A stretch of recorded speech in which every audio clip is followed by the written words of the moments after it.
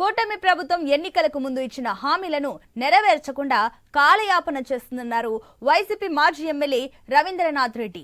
అబద్ధాలు, మోసాలు చేయడం సీఎం చంద్రబాబు నైజం అంటూ మండిపడ్డారు.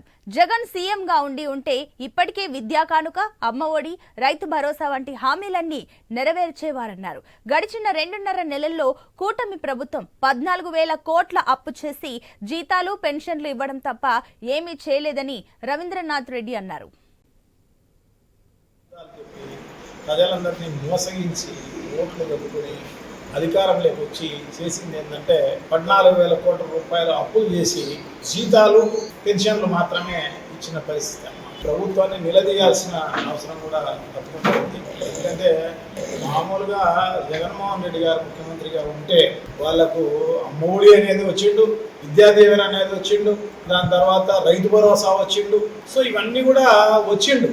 సో చంద్రబాబు నైజం అటువంటిది. ఆ నైజాన్ని బయటపెట్టే కార్యక్రమం జరుగుతుంది.